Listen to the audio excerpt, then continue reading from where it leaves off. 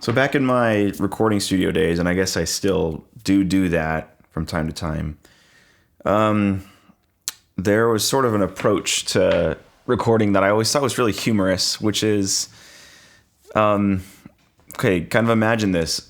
The band has booked out the studio for 3 or 4 days or whatever, and it costs money, right? So what would end up happening is they would say, okay, Blake, like, is there anything we can do to prepare for the studio, right?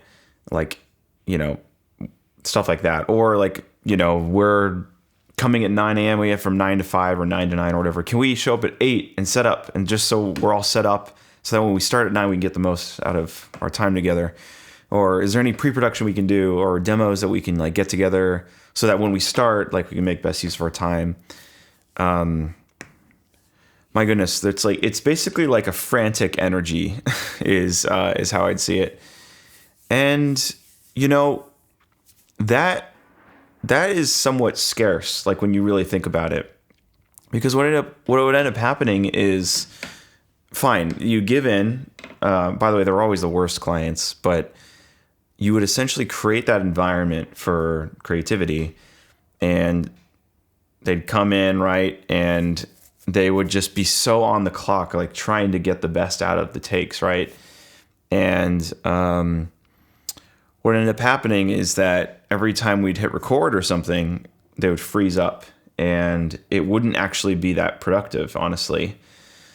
And I basically started to break out of that mold quite a bit when artists or bands, like really good artists and bands would come to the studio. I remember on the flip side of the coin, other end of the spectrum, there'd be artists that would want to book out for Monday through Friday or whatever. And we'd book it out, they'd pay for it. And that was it. It wasn't like they were asking what time to load up.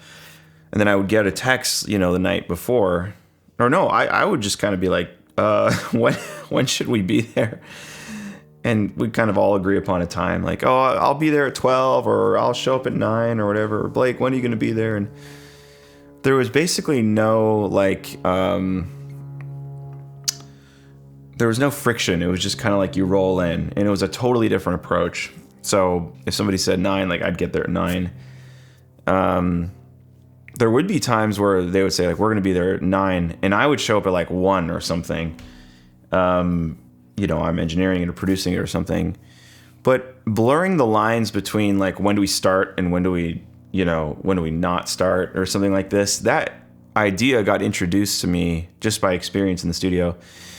And, that was something where once that was embraced, the sessions were always better. I mean, like literally, like night and day, well, figuratively night and day. The bands would show up whenever, and whenever I like ask, like, so what are we trying to do? And, I would sort of get an oblivious kind of look, but then kind of like well, we'll see. Like I'm hoping for a few set of songs that like I'm already thinking about. There's one that like I don't know, and it's very ambiguous. That's a better way to put it. I'd be like, cool, So fast forward quite a bit, and I'm a full-time producer. That's all I'm doing. I got really good at knowing like how to turn up the energy one way or the other. There'd be some bands that like would just be so, so oblivious to what's going on, and I would need to engineer a little bit more mechanical structure. And there would be some where they bring that frantic energy, and I would really lean back and try to counteract that energy.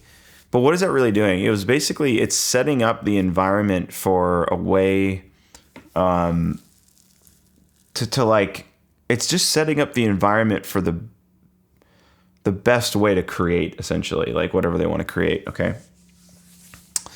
And I've taken that with me, kind of all my life, and it's really like a social dynamic of sorts. So Fast forward a bit, I'm more, I guess I'm a producer or artist in a more commercial setting now with entrepreneurs and so forth, right? We're holding an event this weekend. And so I'm trying to set up the conditions or the environment that kind of makes them feel a little bit more uncomfortable. So a lot of these folks, they're used to a more corporate setting where they're on Zoom calls 24/7, sales calls or something like this. And they're used to an environment that you show up on time, you get the agenda done, you use all the corporate lingo like circle back and all this nonsense. And then they'd end, and I got to get to my next call. I've got a hard stop at this and this, right? And so they sort of work and they're productive here, and then they move to their life and they're like, they get to ease and relax. So I feel it. They're coming here to the beach with the expectation of, I want to get the most out of this. Now, granted, not everybody's like that, but I'm aware enough of the psyche of the individuals coming to know that it's a nice blend. One of hopeful expectation, the other of frantic, like, I want to make sure I get the best out of this weekend. And knowing that, I'm setting up the conditions very similar to the studio, where they're used to that environment, like I said. So what are we going to do? We're going to meet at the beach. And by the beach, I just mean not at the Marriott conference room. I rented out the Museum of Contemporary Art here in San Diego. And we're going to meet in a museum instead. Okay? I don't have a set agenda. I haven't prepared anything. You can sort of equate this to one thing that came up on the partners call this morning is like a symphony or an orchestra. You go to an orchestra at Copley Symphony Hall or Carnegie or something. Everybody's all dressed up, right? And then you show up, and I hope this is making sense.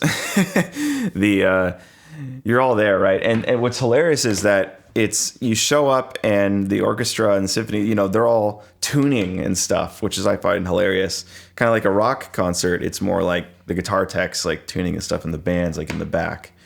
I guess with the symphony, the conductor, not director, is backstage. But they're all tuning and they're making noise and there's chatter, and then the lights dim. Shh, it's starting. Then the conductor walks out, everybody claps, and okay, it's starting. And they sit back and they watch a performance and they experience that, okay? And then the intermission happens, they talk, they move out into a new realm, and then they come back and the performance is there. It's an expectation that I'm here to be entertained and I'm here to receive, right? However, I'm going back to a band that I'm really fond of. Actually, friends, a couple of the members, The Chariot. If any of you hardcore fans like The Chariot, they had the opposite approach where they didn't have guitar techs and stuff like this. It'd be their time, and they would just walk out and tune and like feedback, and they're they're just doing their thing.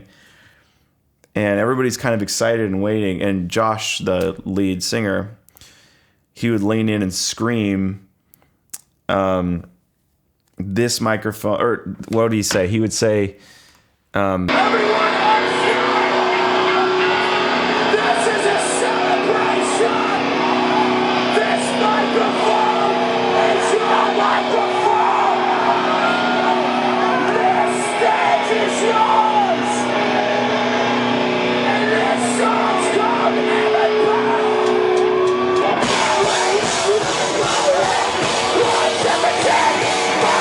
and then they would start. It would be absolute chaos. And what happened there is the conditions were set where, yes, they're performing. Yes, it's crazy. But what they're doing is they're trying to make you feel a little uncomfortable and that you have to participate. They would show up in like libraries or something, or like random like places where they shouldn't be there, and they would do their chaotic thing. And the contrast of it I found so incredible.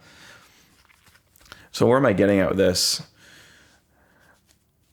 I think that trying to understand the psyche of every single person that you're interacting with is like one move that you could make, while also being aware of the surroundings and the conditions that you're setting is another move you can make. But third, being so aware of it that you can set up the environment to kind of counterbalance or counteract the type of energy they're bringing in order to find a nice balance of participation and reception. You see what I mean? In other words, you're not going to get anything out of the experience if you're not going to bring anything to it, and you may feel uncomfortable and it may not feel right, but entering into that space is you're creating something together. You're co-creating something. I told them this morning, I said, listen, I'm not going to have a whiteboard. I'm not going to be teaching anything.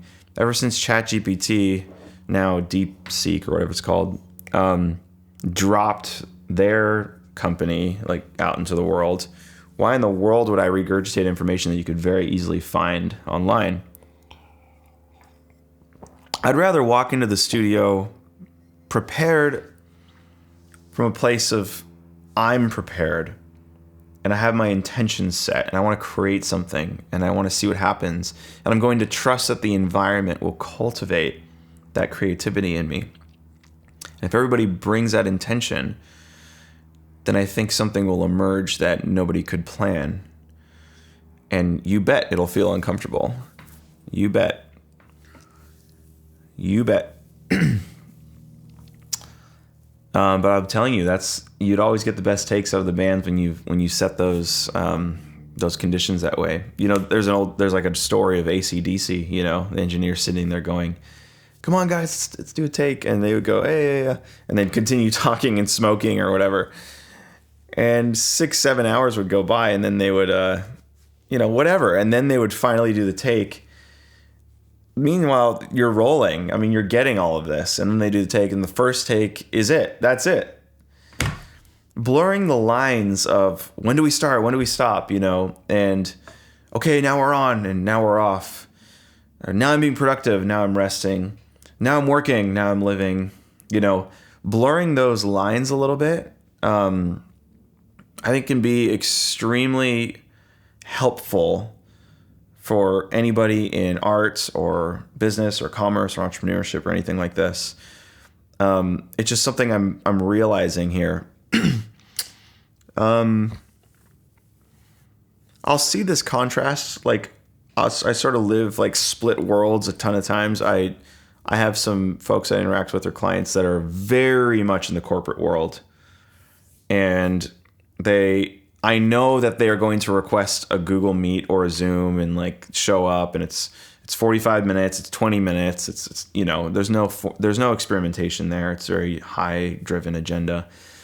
And then there's the free flowing artist type people who are perfectly fine coming here and we walk barefoot for a whole day and work on their business that way.